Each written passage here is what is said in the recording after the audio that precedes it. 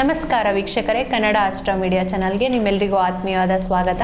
ಇವತ್ತು ನಮ್ಮ ಜೊತೆ ಇದ್ದಾರೆ ಗುರುಗಳಾದ ಶ್ರೀ ಸಂತೋಷ್ ಭಟ್ ಗುರುಜಿ ಅವರು, ದೀಪಯಕ್ಷಿಣಿ ಆರಾಧಕರು ಹಾಗೂ ಪ್ರಶ್ನಾಶಾಸ್ತ್ರ ತಂತ್ರಜ್ಞರು. ಗುರುಗಳೇ ನಮಸ್ಕಾರ. ನಮಸ್ಕಾರ. ಕನ್ನಡ ಆಸ್ಟ್ರೋ ಮೀಡಿಯಾ ಚಾನಲ್ಗೆ ಸ್ವಾಗತ ಗುರುಗಳೇ.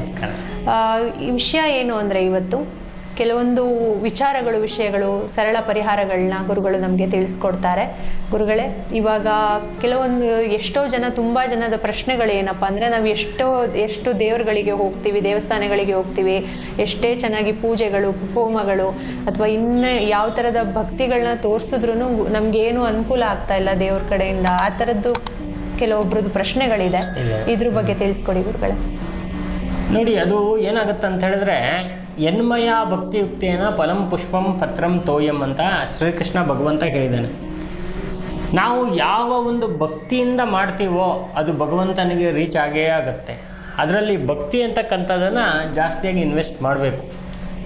ಸೊ ಯಾಕೆ ಅದು ಅನುಕೂಲ ಆಗಲ್ಲ ಅಂತ ಹೇಳಿದ್ರೆ, ನೋಡಿ, ಬಹಳಷ್ಟು ಕಾರಣಗಳಿದೆ. ದೇವ್ರ ಮನೆಯಲ್ಲಿ ಭಿನ್ನವಾಗಿರ್ತಕ್ಕಂಥ ಹಳೆಯ ಫೋಟೋಗಳನ್ನ ಇಡೋದು, ಹಳೆಯ ವಿಗ್ರಹಗಳನ್ನ ಇಡೋದು, ದೇವ್ರ ಮನೆಯನ್ನು ಸ್ವಚ್ಛವಾಗಿ ಇಟ್ಕೊಳ್ದೇ ಇರ್ತಕ್ಕಂಥದ್ದು, ಮತ್ತು ದೇವ್ರ ಮನೆಯಲ್ಲಿ ಒಂದು ಅಶುಚಿಯಾಗಿರ್ತಕ್ಕಂಥ ಒಂದು ವಸ್ತ್ರವನ್ನು ಇಟ್ಕೊಳ್ಳುವಂಥದ್ದು, ದೇವರಿಗೆ ಸರಿಯಾಗಿ ಪೂಜೆ ಮಾಡದೇ ಇರ್ತಕ್ಕಂಥದ್ದು. ಏನು ಇವರಿಗೆ ಕಷ್ಟ ಇದ್ದಾಗ ಮಾತ್ರ ಅಲ್ಲಿ ಹೋಗಿ, ಸಂಕಟ ಬಂದರೆ ವೆಂಕಟರಮಣ ಅಂತ ಹೇಳ್ಬಿಟ್ಟು ಸಂಕಟ ಬಂದಾಗ ಮಾತ್ರ ಹೋಗ್ಬಿಟ್ಟು ಅಲ್ಲಿ ದೇವ್ರ ಪೂಜೆ ಮಾಡಿದ್ರೆ ಆ ಥರ ಆಗಲ್ಲ. ಅದು ಪ್ರತಿ ದಿವಸನೂ ಕೂಡ ದೇವರಿಗೆ ಅಟ್ಲೀಸ್ಟ್ ಒಂದು ದೀಪ ಹಚ್ಚೋದು, ಒಂದು ಪ್ರಾರ್ಥನೆ ಮಾಡೋದು ಮಾಡಲೇಬೇಕಾಗತ್ತೆ. ಇದು ನಮ್ಮ ಹಿಂದೂ ಸಂಪ್ರದಾಯದಲ್ಲಿ ಬಹಳ ಮುಖ್ಯವಾಗಿರ್ತಕ್ಕಂಥ ಆಚರಣೆಗಳು. ಸೊ ಈ ಥರ ಮಾಡಿದಾಗ ಏನಾಗುತ್ತೆ ಅಂತ ಹೇಳಿದ್ರೆ, ಅವರಿಗೆ ವಿಶೇಷವಾಗಿರ್ತಕ್ಕಂಥ ಆ ಒಂದು ಎನರ್ಜಿ ಅಂತಕ್ಕಂಥದ್ದು, ಪಾಸಿಟಿವ್ ಎನರ್ಜಿ ಅಂತ ಬಂದು ಅವರ ಕೆಲಸ ಕಾರ್ಯಗಳೆಲ್ಲ ಚೆನ್ನಾಗಿ ಆಗ್ತಾ ಇರುತ್ತೆ. ದೇವರಲ್ಲಿ ಒಳ್ಳೆ ಲೀನರಾಗಿ ಚೆನ್ನಾಗಿ ಕನೆಕ್ಟಿವಿಟಿ ಮಾಡ್ಕೊಂಡಿರ್ತಾರೆ. ಇದಕ್ಕೊಂದು ಸಿದ್ಧಿ ಬೇಡ, ಒಂದು ಜಪ ಬೇಡ, ತಪ ಬೇಡ, ಏನು ಬೇಡ. ಜಸ್ಟ್ ಒಂದು ದೀಪವನ್ನು ಬೆಳಗಿಸಿ ದೇವರಲ್ಲಿ ಪ್ರಾರ್ಥನೆ ಮಾಡ್ಕೊಳ್ಳೋಕ್ಕೂ ಆಗಲ್ಲ ಕೆಲವರಿಗೆ. ಅವ್ರು ಏನಂತಾರಂದರೆ, ನೋಡು, ನಾನು ದೇವ್ರನ್ನ ಇಷ್ಟೆಲ್ಲ ನಾನು ಕೇಳ್ಕೊಂಡೆ, ಏನು ಸಿಕ್ಕಿಲ್ಲ ಅನ್ನೋ ಒಂದು ಮಟ್ಟದಲ್ಲಿ ಮಾತಾಡ್ತಾರೆ. ಆದರೆ ಇದಕ್ಕೆ ಮೂಲ ಕಾರಣ ಏನು ಅಂತ ಹೇಳಿದ್ರೆ, ನಾವು ನಮ್ಮ ಒಂದು ಆಚರಣೆ ಇದೆಯಲ್ಲ, ಅದನ್ನು ಕರೆಕ್ಟಾಗಿ ಇಟ್ಕೊಂಡಾಗ ನಮಗೆ ಚೆನ್ನಾಗಿ ಅನುಕೂಲ ಆಗುತ್ತೆ. ಗುರುಗಳ, ದೇವ್ರ ಮನೆನ ಹೇಗೆ ಇಟ್ಕೋಬೇಕು? ನೋಡಿ, ದೇವ್ರ ಮನೇನ ಯಾವಾಗಲೂ ನಾವು ಶುದ್ಧವಾಗಿ ಇಟ್ಕೋಬೇಕು, ಶುಚಿಯಾಗಿ ಇಟ್ಕೋಬೇಕು, ಶುದ್ಧವಾಗಿ ಇಟ್ಕೋಬೇಕು.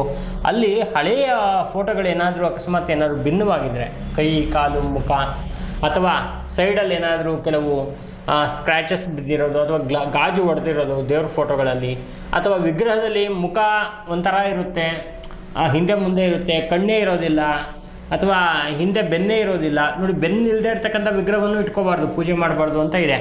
ಹಾಗಾಗಿ ದೇವ್ರ ಮನೆಯಲ್ಲಿ ಸ್ವಲ್ಪನೇ ಇಟ್ಕೊಳ್ಳಿ, ಚೆನ್ನಾಗಿ ನೀವು ಅದನ್ನು ಕಾಪಾಡಿಕೊಂಡು ಹೋದರೆ, ಅಥವಾ ದೇವ್ರ ಮನೆಯಲ್ಲಿ ನೀಟಾಗಿರ್ತಕ್ಕಂಥ ಒಂದು ವಾತಾವರಣ, ಅಟ್ಮಾಸ್ಫಿಯರ್ ನೀವೇ ಅದನ್ನು ಕ್ರಿಯೇಟ್ ಮಾಡಬೇಕಲ್ವಾ. ಸೊ ಅದನ್ನು ಕ್ರಿಯೇಟ್ ಮಾಡಿ ಚೆನ್ನಾಗಿ ಒಂದು ಅನುಕೂಲವಾಗಿರ್ತಕ್ಕಂಥ ಒಂದು ಸ್ಥಳವನ್ನು ಇಟ್ಕೊಂಡು ಅಲ್ಲಿ ವಿಶೇಷವಾಗಿರ್ತಕ್ಕಂಥ ಪೂಜೆ ಪುನಸ್ಕಾರಗಳು, ನಾವು ಎಷ್ಟೋ ವಿಡಿಯೋಗಳಲ್ಲಿ ಹೇಳಿದ್ದೀವಿ, ಈ ವ್ರತ ಮಾಡಿ, ಆ ವ್ರತ ಮಾಡಿ, ಆ ತಂತ್ರ ಮಾಡಿ, ಈ ಮಂತ್ರ ಮಾಡಿ ಅಂತ. ಅದರಲ್ಲಿ ಯಾವುದಾದ್ರು ಒಂದು ಮಂತ್ರ ತಂತ್ರವನ್ನು ಮಾಡಿ ಒಂದು ವಿಶೇಷವಾಗಿರ್ತಕ್ಕಂಥ ಒಂದು ಅನುಕೂಲವನ್ನು ಮಾಡ್ಕೊಳ್ಳೋದು, ಇದೆಲ್ಲ ಬಹಳ ಒಂದು ಉತ್ತಮವಾಗಿರ್ತಕ್ಕಂಥದ್ದು. ಅದರ ಜೊತೆಗೆ ವಿಶೇಷವಾಗಿ ಕೆಲವು ತಂತ್ರಗಳಿದೆ. ಆ ತಂತ್ರಗಳಿಂದ ನಾವು ಚೆನ್ನಾಗಿ ನಮ್ಮ ಜೀವನವನ್ನು ಅಭಿವೃದ್ಧಿ ಮಾಡ್ಕೋಬೇಕು. ಅಂತಹ ತಂತ್ರಗಳನ್ನು ಕೂಡ ನಾವು ಹೇಳಬಹುದು. ಯಾವ ತಂತ್ರಗಳು ಗುರುಗಳೇ? ನೋಡಿ, ಅದು ಯಾವ ತಂತ್ರ ಅಂತ ಹೇಳಿದ್ರೆ, ನೋಡಿ, ಇವಾಗ ಸಂಖ್ಯಾಶಾಸ್ತ್ರ ಅಂತಿದೆ, ನ್ಯೂಮ್ರಾಲಜಿ. ಆ ನ್ಯೂಮ್ರಾಲಜಿ ಅಂತಕ್ಕಂಥದ್ದನ್ನು ಎಷ್ಟೋ ಜನ ಬಹಳ ಒಂದು ಕೆಟ್ಟದಾಗಿ ಬಳಸ್ಕೊಂಡ್ಬಿಟ್ಟಿದ್ದಾರೆ. ಏನನ್ನೋ ಹುಚ್ಚಾಗಿ ಹೇಳೋದು, ನಾನೇ ಬ್ರಹ್ಮ ಅನ್ನೋದು, ನಾನೇ ವಿಷ್ಣು ಅನ್ನೋದು, ಏನೇನೋ ಹೇಳೋದು, ಇವೆಲ್ಲ ತುಂಬ ಹುಚ್ಚುತನ ಜಾಸ್ತಿ ಆಗೋಗಿದೆ. ಅಂತಹ ಒಂದು ಡೋಂಗಿ ಇದರಲ್ಲಿ ಏನಾಗ್ಬಿಡುತ್ತೆ, ಕೆಲವರು ಕಲಿತು ಚೆನ್ನಾಗಿ ವಿದ್ಯಾವಂತರಾಗಿ ಜನಗಳಿಗೊಂದಷ್ಟು ಅನುಕೂಲ ಮಾಡಿಕೊಂಡು ಎಲೆಮರೆಯಕ್ಕಾಯಿ ಥರ ಕೆಲವರು ಇರ್ತಾರೆ. ಕೆಲವರು ಹೀಗೆ ಏನೇನೋ ಉಚ್ಚಾಟನೆ ಮಾಡಿಕೊಂಡು ಸ್ವಲ್ಪ ಅವರು TRPಗೋಸ್ಕರ, ಅವ್ರ ವ್ಯೂವರ್ಸ್ಗೋಸ್ಕರ ತುಂಬ ಜಾಸ್ತಿಯಾಗಿ ಅವರು ಈ ಥರ ಎಲ್ಲ ಮಾಡ್ತಾರೆ. ಇಂತಹ ಒಂದು ಸಂದರ್ಭ ಇರಬೇಕಾದ್ರೆ ಅದು ಏನಾಗ್ಬಿಡುತ್ತೆ, ಬಹಳ ಒಂದು ತೊಂದರೆಗಳು ಕ್ರಿಯೇಟ್ ಆಗಿ ಹೋಗುತ್ತೆ. ಮತ್ತು ಇನ್ನೊಂದು ವಿಷಯ ಏನಂತ ಹೇಳಿದ್ರೆ, ಈ ಒಂದು ಇವರು ಕೊಟ್ಟಿರ್ತಕ್ಕಂಥ ಪರಿಹಾರ ಆಗಲಿ, ಇದೆಲ್ಲ ಕರೆಕ್ಟಾಗಿರ್ತಕ್ಕಂಥದ್ದಲ್ಲ. ಮೊನ್ನೆ ಎಲ್ಲ ನಾವೆಲ್ಲ ಕೆಲವು ವೀಡಿಯೋಗಳನ್ನೆಲ್ಲ ನೋಡಿದ್ವಿ ಸಂಖ್ಯಾಶಾಸ್ತ್ರದ ಬಗ್ಗೆ. ಅಲ್ಲಿ ನೋಡಿದ್ರೆ ಅಲ್ಲಿ ಕರೆಕ್ಟಾಗಿ ಸಂಖ್ಯೆಗೆ ಸಂಬಂಧಪಟ್ಟಿರ್ತಕ್ಕಂಥ ವಿಚಾರಗಳೇ ಇಲ್ಲ, ಏನೇನೋ ವಿಚಾರಗಳು ಹೇಳ್ಕೊಂಡು ಇರ್ತಾರೆ. ಹಾಗಾಗಿ ಅದು ನಮಗೆ ಶಾಸ್ತ್ರ ಅಲ್ಲ. ನಾವು ಏನು ಮಾಡಬೇಕು ಅಂತ ಹೇಳಿದ್ರೆ, ಒಂದು ದೇವರ ಮನೆ ಅಂತಿದ್ದಾಗ ಅಲ್ಲಿ ನಾವು ಶುಚಿಯಾಗಿ ಇಟ್ಕೊಳ್ಳುವಂಥದ್ದು, ಪ್ರತಿ ದಿವಸ ದೀಪವನ್ನು ಹಚ್ಚೋದು, ದೇವರ ಫೋಟೋವನ್ನು ಒರೆಸಿ ಅದಕ್ಕೆ ಅರಿಶಿನ ಕುಂಕುಮ ಗಂಧಗಳನ್ನೆಲ್ಲ ಇಡೋದು, ವಿಗ್ರಹಕ್ಕೆ ವಾರಕ್ಕೆ ಒಂದು ದಿವಸ ಆದರೂ ಅಟ್ಲೀಸ್ಟು ವಿಗ್ರಹಕ್ಕೆ ಒಂದು ಅಭಿಷೇಕ ಮಾಡಿ ಪೂಜೆ ಮಾಡುವಂಥದ್ದು. ಜೊತೆಗೆ ಸಂಖ್ಯಾಶಾಸ್ತ್ರದ ಪ್ರಕಾರ ಇನ್ನೊಂದು ವಿಶೇಷ ತಂತ್ರ ಇದೆ, ಅದನ್ನು ಹೇಳಬೇಕು ಅಂಥೇಳಿ ನಾನು ಈ ಟಾಪಿಕನ್ನು ತೆಗೆದಿದ್ದು. ಏನು ತಂತ್ರ ಅಂತ ಹೇಳಿದ್ರೆ, ಮನೆಯಲ್ಲಿ ಯಜಮಾನ, ಈಗ ಗಂಡ ಹೆಂಡತಿ 4 ಜನ ಮಕ್ಕಳು ಇರ್ತಾರೆ, ಯಾರು ಯಜಮಾನ? ಗಂಡನೇ ಯಜಮಾನ ಅಲ್ವಾ? ಈಗ ತಂದೆ ತಾಯಿ ಇರ್ತಾರೆ, ತಂದೆ ತಾಯಿಗೆ 4 ಜನ ಮಕ್ಳಿಗೂ ಮದುವೆ ಆಗಿರುತ್ತೆ, ಅವ್ರಿಗೆ ಮೊಮ್ಮಕ್ಕಳು ಇರುತ್ತೆ, ಮನೆ ಯಜಮಾನ ಯಾರು? ತಂದೆ ಅಲ್ವಾ? ಸೊ ಹಾಗಾಗಿ ಕಾರಕೋ ಭಾವನಾಶಕ ಅಂತ, ಕಾರಕರು ಯಾರು ಇರ್ತಾರಲ್ಲ ಅವರು ಬಹಳ ಒಂದು ವಿಶೇಷವಾಗಿರ್ತಕ್ಕಂಥ ಶಕ್ತಿ ಹೊಂದಿರ್ತಾರೆ. ಅವ್ರಿಗೆ ಎನರ್ಜಿ ಕೊಟ್ಟಾಗ ಆ ಒಂದು ಮನೆಯಲ್ಲಿರ್ತಕ್ಕಂಥ ದೊಡ್ಡ ವ್ಯಕ್ತಿಗೆ ಒಳ್ಳೆಯ ಒಂದು ಪಾಸಿಟಿವ್ ಎನರ್ಜಿ ಅಂತಕ್ಕಂಥದ್ದು ಬಂದಾಗ ಎಲ್ಲವೂ ಅನುಕೂಲ ಆಗುತ್ತೆ. ಅದು ಮಾಡಬೇಕಂದ್ರೆ ಏನು ಮಾಡಬೇಕಂದ್ರೆ, ಈ ಒಂದು ವ್ಯಕ್ತಿಗಳು ಯಾರಿರ್ತಾರೆ, ಗಂಡಾಗಲಿ ಹೆಣ್ಣಾಗಲಿ, ಮನೆಯಲ್ಲಿ ಹಿರಿಯರು, ನಾವು ಬರೀ ಇವಾಗ ತಂದೆ ತೀರೋಗಿರ್ತಾರೆ, ತಾಯಿ ಮಾತ್ರ ಇರ್ತಾರೆ, ಆವಾಗ ನಾವು ತಾಯಿ ತೊಗೋಬೇಕು. ಅವಾಗ ಆ ಲೆಕ್ಕದಲ್ಲಿ ಅವಾಗ ಏನು ಮಾಡಬೇಕಂದ್ರೆ, ಅವರ ಡೇಟ್ ಆಫ್ ಬರ್ತಲ್ಲಿ ಒಂದು ಸಂಖ್ಯೆ ಇರುತ್ತಲ್ಲ, ಡೇಟು 1 ರಿಂದ 9 ಒಳಗಡೆ ಯಾವುದಾದ್ರು ಒಂದು ಸಂಖ್ಯೆ ಇರುತ್ತೆ. 15 ಅಂದರೆ 1 + 5 6, 18 ಅಂದರೆ 1 + 8 9, ಈ ಥರ ಇರುತ್ತಲ್ಲ. ಈ ಥರ ಸಂಖ್ಯೆಯಲ್ಲಿದ್ದಾಗ ಆ ಸಂಖ್ಯೆಗೆ ಫ್ರೆಂಡ್ಲಿ ನಂಬರ್ ಬರುತ್ತೆ ಕೆಲವು. ಆ ಫ್ರೆಂಡ್ಲಿ ನಂಬರನ್ನು ತೆಗೆದು ಅದನ್ನು ಒಂದು ಒಳ್ಳೆಯ ಒಂದು ಬಣ್ಣ, ಅದಕ್ಕೆ ತಕ್ಕಂತಹ ಒಂದು ವಿಶೇಷವಾಗಿರ್ತಕ್ಕಂಥ ಸಂಖ್ಯಾಶಾಸ್ತ್ರದಲ್ಲಿರ್ತಕ್ಕಂಥ ಒಂದು ಬಣ್ಣವನ್ನು ತಗೊಂಡು ಆ ಬಣ್ಣದಲ್ಲಿ ಈ ಸಂಖ್ಯೆಯನ್ನು ಸ್ಟಿಕ್ಕರ್ ಮಾಡಿಸ್ಬಿಡೋದು. ಸ್ಟಿಕ್ಕರ್ ಮಾಡಿಸಿ ಅದನ್ನು ದೇವರ ಮನೆ ಒಳಗಡೆ ಯಾವುದಾದ್ರೂ ಒಂದು ಗೋಡೆಗೆ ಚಿಕ್ಕದಾಗಿ ಅದನ್ನು ಅಂಟಿಸಿ ಅದಕ್ಕೆ ಪೂಜೆಯನ್ನು ಮಾಡಬೇಕು. ಯಾವಾಗಲೂ ನಾವು ಅರಿಶಿನ ಕುಂಕುಮ ಇಟ್ಟು ದೇವರಿಗೆ ಯಾವಾಗ ಪೂಜೆ ಮಾಡ್ತೀವಿ ಆ ಸಂಖ್ಯೆಗೂ ಕೂಡ ನಾವು ಪೂಜೆಯನ್ನು ಮಾಡಬೇಕು.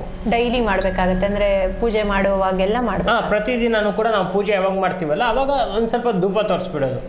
ಅದು ಹೆಂಗಿರುತ್ತೆ ನಂಬರ್ಸು ಅಂತ ಹೇಳಿದ್ರೆ, ಇವಾಗ ಎಕ್ಸಾಂಪಲ್ಗೆ ಇವಾಗ ಯಾರೋ ಒಬ್ಬ ವ್ಯಕ್ತಿಯ ಒಂದು ನಂಬರು 1 ಅಂದ್ಕೊಳ್ಳೋಣ, ನಂಬರ್ 1 ಅಲ್ವಾ? ಇದು ಈಸಿ ಇರುತ್ತೆ. ನಂಬರ್ 1 ಅಂದಾಗ ಅದೇ ಫಸ್ಟ್ ನಂಬರ್ ಆಗಿರುತ್ತೆ. ನಂಬರ್ 1 ಅಂತ ಇಟ್ಕೊಳ್ಳಿ.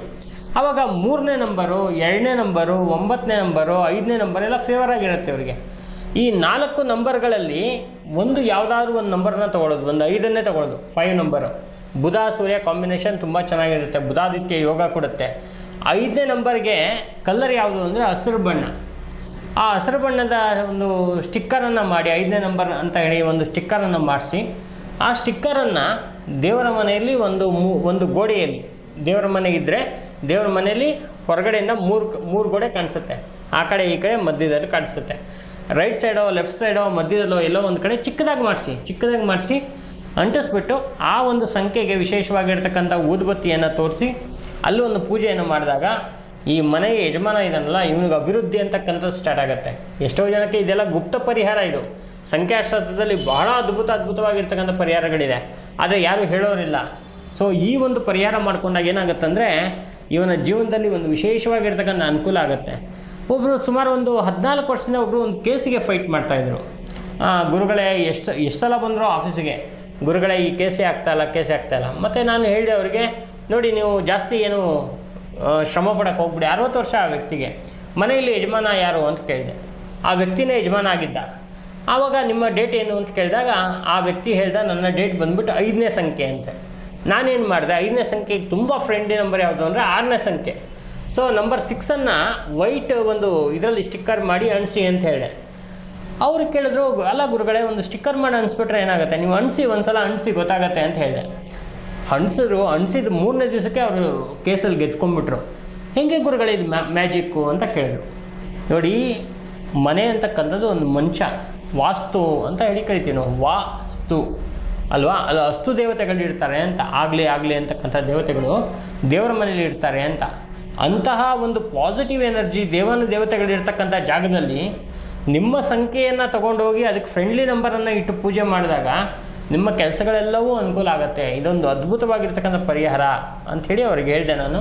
ಅದೇ ಥರ ವೀಕ್ಷಕರಿಗೂ ಏನು ಹೇಳ್ತೀನಿ ಅಂತ ಹೇಳಿದ್ರೆ, ನಿಮ್ಮ ಒಂದು ಡೇಟ್ ಯಾವುದಿದೆ ಆ ಡೇಟನ್ನು ತಗೊಂಡು ಅದಕ್ಕೆ ಫ್ರೆಂಡ್ಲಿ ನಂಬರ್ ಯಾವುದಿದೆ ಅದನ್ನು ಹುಡುಕಿ ಆ ನಂಬರ್ಗೆ ತಕ್ಕಂತಹ ಕಲ್ಲರು, ಕೆಂಪಾಗಲಿ, ಬಿಳಿ ಆಗಲಿ, ಹಳದಿ ಆಗಲಿ ಅಥವಾ ಹಸಿರಾಗಲಿ, ಇದೆಲ್ಲ ಕಲ್ಲರ್ಗಳು ಬರುತ್ತೆ ಸಂಖ್ಯಾಶಾಸ್ತ್ರದಲ್ಲಿ. ಆ ಕಲ್ಲರನ್ನು ಹುಡುಕಿ ಕರೆಕ್ಟ್ ಸ್ಟಿಕ್ಕರನ್ನು ಒಂದೊಂದು ಮಾಡಿಸ್ಬಿಟ್ಟು ನಿಮ್ಮ ದೇವರ ಮನೆಯಲ್ಲಿ ಅದನ್ನು ಹಚ್ಚಿ ಪೂಜೆಯನ್ನು ಮಾಡಿದಾಗ ಬಹಳ ಅಭಿವೃದ್ಧಿ ಆಗುತ್ತೆ.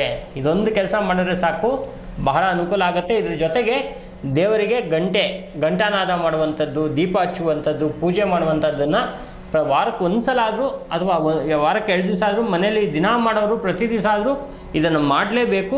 ಮಾಡಿದಾಗ ಬಹಳಷ್ಟು ಅನುಕೂಲ ಆಗುತ್ತೆ. ಗುರುಗಳೇ, ಈಗ ಮನೆಯ ಹಿರಿಯರ ಸಂಖ್ಯೆ ಅಂತ ಹೇಳಿದ್ರೆ ಅವ್ರ ಡೇಟ್ ಆಫ್ ಬರ್ತ್ ಬರೀಬೇಕಾಗತ್ತೆ ಅಂತ, ಅವರೊಬ್ಬರು ನಂಬರ್ ಬರೆಯೋದ್ರಿಂದ ಇಡೀ ಮನೆಯಲ್ಲಿರೋರೆಲ್ರಿಗೂ ಅನುಕೂಲ ಆಗುತ್ತೆ ಗುರುಗಳೇ? ನೋಡಿ, ಇವಾಗ ಏನಾಗುತ್ತೆ ಅಂದರೆ, ಇವಾಗ ನಾವು ಈ ಒಂದು ಮನೇನ ಕಟ್ಟಿದ್ದೀವಿ ಅಂದರೆ, ಈಗ ಮನೆಯನ್ನು ಯಾವುದ್ರ ಮೇಲೆ ಕಟ್ಟಿದ್ದೀವಿ? ಇಲ್ಲೊಂದು ಪಿಲ್ಲರ್ ಇದೆ ಅಥವಾ ಒಂದು ಪಾಯ ಇದೆ. ಆ ಪಾಯ ಇಂಪಾರ್ಟೆಂಟ್ ಹೌದೋ ಇಲ್ವೋ? ಪಾಯದ ಮೇಲೆ ಮನೆ ಎಷ್ಟು ಸುಂದರವಾಗಿ ಬೇಕಾದ್ರೂ ಅದೇ ಥರ ಪಾಯ ಏನಿದೆಯಲ್ಲ ಅದನ್ನು ದೊಡ್ಡ ವ್ಯಕ್ತಿ ಅಂತ ಕರಿಬೋದು ನಾವು. ಯಾಕಂದರೆ ಮನೆಯಲ್ಲಿ ಹಿರಿಯ ವ್ಯಕ್ತಿ ಅವನು ಸಂಪಾದನೆ ಮಾಡ್ತಾನೋ ಬಿಡ್ತಾನೋ ಅಥವಾ ಏನೋ ತಂದು ಕೊಡ್ತಾನೋ ಬಿಡ್ತಾನೋ ಅದು ಬೇರೆ ವಿಷಯ. ಮನೆಯಲ್ಲಿ ಹಿರಿಯ ವ್ಯಕ್ತಿ ಇದ್ದಾನಲ್ಲ ಅವನ ಹಿಂದೆ ಇದ್ದಾಗ ಅಷ್ಟೂ ಜನಕ್ಕೂ ಕೂಡ ಒಳ್ಳೆಯ ಒಂದು ಅನುಕೂಲ ಅಂತಕ್ಕಂಥದ್ದಾಗತ್ತೆ. ಅಂತಹ ಪರಿಹಾರ ಇದು. ನೋಡಿದ್ರಲ್ಲ ವೀಕ್ಷಕರೇ, ಗುರುಗಳು ನಮಗೆ ಅದ್ಭುತವಾದ ಮಾಹಿತಿಯನ್ನು ತಿಳಿಸ್ಕೊಟ್ಟಿದ್ದಾರೆ. ಮನೆಯ ದೇವರ ಕೋಣೆಯ ಬಗ್ಗೆ ಮತ್ತು ಪೂಜಾ ಕ್ರಮಗಳ ಬಗ್ಗೆ, ಸಂಖ್ಯೆಗಳ ಬಗ್ಗೆ ಒಳ್ಳೆಯ ಅದ್ಭುತ ವಿಚಾರಗಳನ್ನ ಗುರುಗಳು ನಮಗೆ ತಿಳಿಸ್ಕೊಟ್ಟಿದ್ದಾರೆ. ಇನ್ನೂ ಹೆಚ್ಚಿನ ಮಾಹಿತಿಗಾಗಿ ಸ್ಕ್ರೀನ್ ಮೇಲೆ ಬರ್ತಿರೋ ನಂಬರ್ಗೆ ಕಾಂಟ್ಯಾಕ್ಟ್ ಮಾಡಿ. ಕನ್ನಡ ಆಸ್ಟ್ರೋ ಮೀಡಿಯಾ ಚಾನಲ್ನ ಸಬ್ಸ್ಕ್ರೈಬ್ ಮಾಡ್ಕೊಳ್ಳಿ. ನಮಸ್ಕಾರ.